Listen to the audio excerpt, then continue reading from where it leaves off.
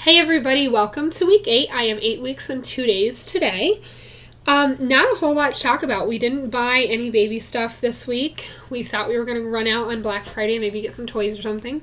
But there's really nowhere to store them at this point, so we didn't. We worked a lot on our house this weekend, got our kitchen put back together, which is super exciting. It's still not completely done.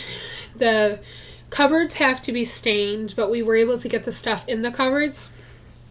And then he'll just stain the outside, and there's no doors or anything. He'll stain those separate. But our house is kind of put back together, which is really exciting because it feels like it's been forever again since it has been. And we were able to put our fall decorations away, get our Christmas decorations out, which I love Christmas. So it's very exciting. And we've just been talking up a storm about everything that's going to change. We're definitely accepting this more, definitely starting to not be as scared or worried that something is going to go wrong. We definitely are thinking about actually bringing a baby home. So it's very exciting. It's so funny to think, like at Thanksgiving, to think that I'm thankful because I'm pregnant and next year this time I'm actually going to have a baby. And it's just, it's very overwhelming. I just can't, I feel so blessed. And, I always tried during infertility times to find something I was blessed for. I have a wonderful husband and everything. But this year I definitely, obviously, have a lot to be thankful for. So it's just exciting to start to prepare and to start to not worry as much. We're moving further and further away from the time that problems, I know the first trimester, but now that we've heard the heartbeat, that's one step closer. And in just 4 more weeks, I will be in my second trimester, and I will, not totally out of the woods, but, that's just another step toward, getting to where we need to be. So it's just very, very exciting. I did call and make an appointment at the other hospital in my area to do it. They call it like a baby shower, where they do like an information session and they show you around everything. And they actually offer some classes that the other hospital doesn't, so it's definitely something we're thinking about switching our view on. We may end up using this one, I don't know, but it's a decision I want to make very, very soon. We go to the tour tomorrow on Tuesday, and I definitely just want to make a decision so that we know who we're working with. I can set up the classes to make sure we can get in at the right time and everything, and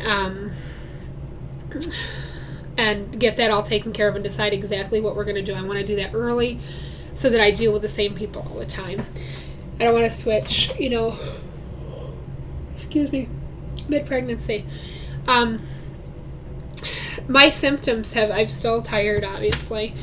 I still get morning sickness, and it is getting worse. I've been having like days of morning sickness where I might have been, like last week I was sick Wednesday, Thursday, Friday, and Saturday.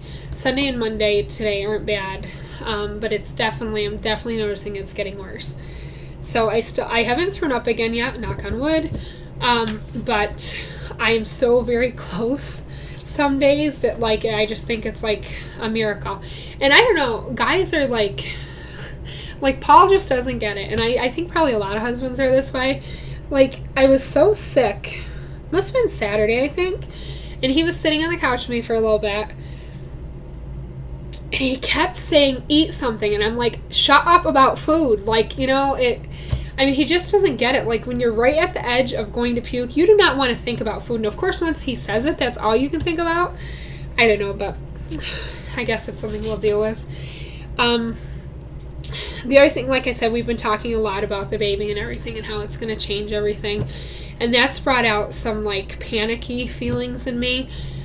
We've done everything we can to prepare financially for me to be able to stay home, but I'm worried that it's still not enough. And I'm worried that something's going to happen that's going to make me go to work, that I'm going to have to work. Which, it's not the end of the world. Lots of people do it. I just really don't want to. I really, really want to be able to stay home with my baby. And I watch people's videos that do work, And it breaks their heart to have to go to work, and I know it would break mine. So, I really hope that things just continue to go as they have, and we're able to do what we plan. But, you can't plan for everything, and things happen. So, we'll do what we have to do. But I'm trying not to worry about it because stress isn't good either. We're just going to try to take it day by day. The good news is my husband's working late tonight, so I think his overtime is coming back a little bit, which, is good because we have a ton of baby stuff we need to buy. Everything else is pretty much budgeted in, like Christmas and everything we have a separate account for, so that's not a real financial stress on us or anything like that. But I was starting to panic a little bit about buying the baby stuff and getting the house done, because that's what we use extra money for too. And we keep getting people, now that I'm pregnant, volunteering to help us on the house, but until my husband gets some overtime coming back and we really don't have the money to buy the supplies, we could put it on credit, but that possesses, I don't know, those of you who have watched my financial videos probably know how I feel about that. I don't like putting anything on credit that we don't have cash for, because I think you just get into debt and it's just a slippery slope, and I don't want to get there. So, but the good news is my husband is going to start working on the baby's room actually this weekend, and he's working like a 12-hour shift today, so I'm really hoping that his overtime just comes back, and that would just be a total blessing and would help us out a tremendous bit. So we're praying for that. But he's working on the baby's room this week, and I know I'm all over the place. I apologize. He's gonna, my nephew is coming down to help him. He's gonna get it wired, and hopefully, depending on how long that takes him, he's gonna maybe be able to get it drywalled this weekend, and maybe get it ready for paint maybe by next weekend, which will be nice. Basically, my plan with that is I think we'll just primer it, leave the primer up, and then once we know the gender, that'll probably be one of the first things we do is to paint. But the nice thing is, if we're able to get, it together and get the primer and everything up, we can start storing stuff in there, which means we can start buying stuff for the baby. I put aside a little money every week to buy some stuff for the baby, and like this week we didn't use it, so I'll just have double next week. But it's difficult. Excuse me. It's difficult because you don't know the sex. I don't want to buy a ton of stuff right now. Like I said with the clothes, I don't want to buy a ton of clothes and not be able to buy gender specific clothes. But there's still so much that we can buy right now. Bottles, the breast pump, all kinds of stuff like that. So, sorry this video is so boring. Like I said, not much happened this week with the holiday and everything, and I kind of expected that. So, next week I will have a much better video, I hope, because I will have gone to the hospital visit. I'll be able to tell you guys about that. And then a week from tomorrow, I go to the appointment to meet the doctor, which, it is what it is. I guess I'm excited about. But I hope you guys all had a wonderful Thanksgiving, and I'll talk to you later. Bye.